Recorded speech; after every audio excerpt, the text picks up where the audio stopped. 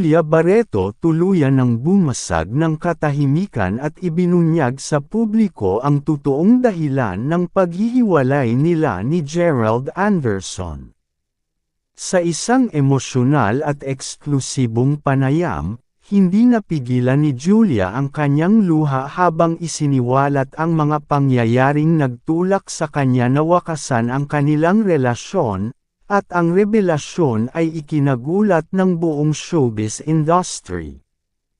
Ayon kay Julia, matagal na niyang pinipilit intindihin at ipaglaban ang pagmamahalan nila ni Gerald, ngunit dumating na siya sa puntong hindi na niya kayang tiisin ang sakit at pangungulila.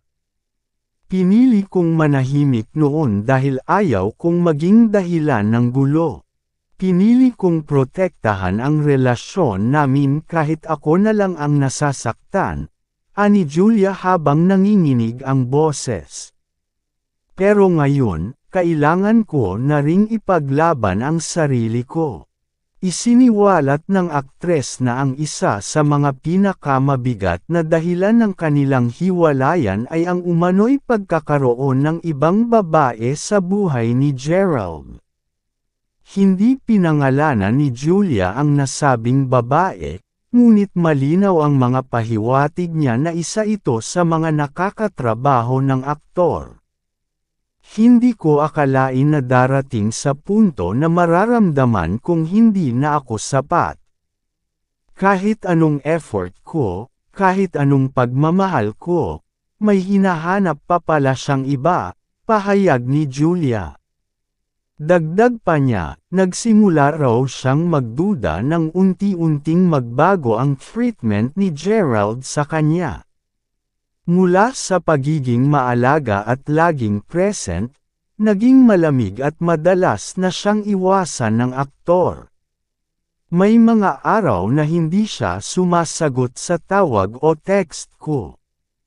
Sasabihin niya busy siya sa work, pero may mga pagkakataong may mga nakakarating sa akin na hindi magandang balita, ani Julia.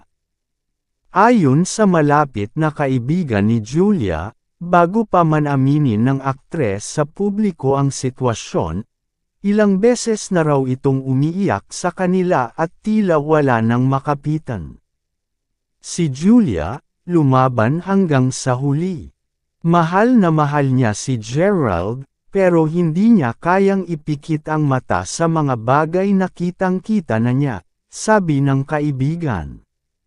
Samantala, sa panig ni Gerald, nananatili itong tikom ang bibig sa issue.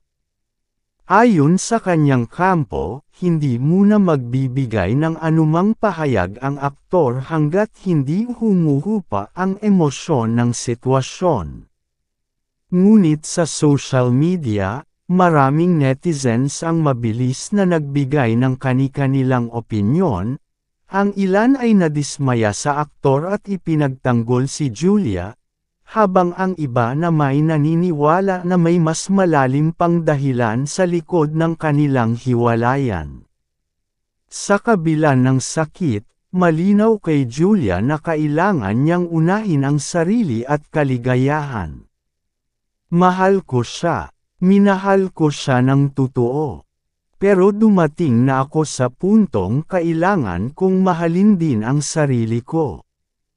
Hindi ako perpekto, pero hindi ko deserve ang lokohin, ani Julia sa kanyang pahayag. Habang patuloy ang usap-usapan, marami ang humahanga sa tapang ng aktres na magsalita at ipaglaban ang kanyang dignidad. Para sa mga taga-suporta ni Julia, ang kanyang pagbubunyag ay isang hakbang tungo sa paghilom ng kanyang sugat at pagbuo muli ng kanyang sarili. Sa ngayon, pinili ng aktres na mag-focus sa kanyang pamilya at mga upcoming projects habang patuloy na tinatahak ang landas ng pagbangon mula sa isang relasyong minsang inakala niyang panghabang buhay. Ayon sa mga bagong lumabas na impormasyon mula sa malalapit na kaibigan ni Julia Barreto, Hindi raw naging madali para sa aktres na magdesisyong magsalita tungkol sa tunay na dahilan ng paghihiwalay nila ni Gerald Anderson. Matagal umano itong pinag-isipan ni Julia dahil ayaw niyang makasakit ng ibang tao at ayaw rin niyang mapintasan ng publiko na gumagawa ng eksena. Subalit, dahil sa paulit-ulit na paglabas ng mga spekulasyon at maling balita sa social media, pinili niyang linawin ang lahat upang matapos na ang haka-haka.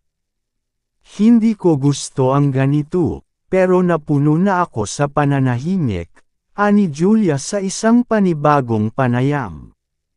Gusto kong malinaw na wala akong ibang hiniling kundi katapatan at respeto. Hindi ako perpekto, pero ibinigay ko lahat sa relasyon na yon. Ang mas masakit ay hindi ni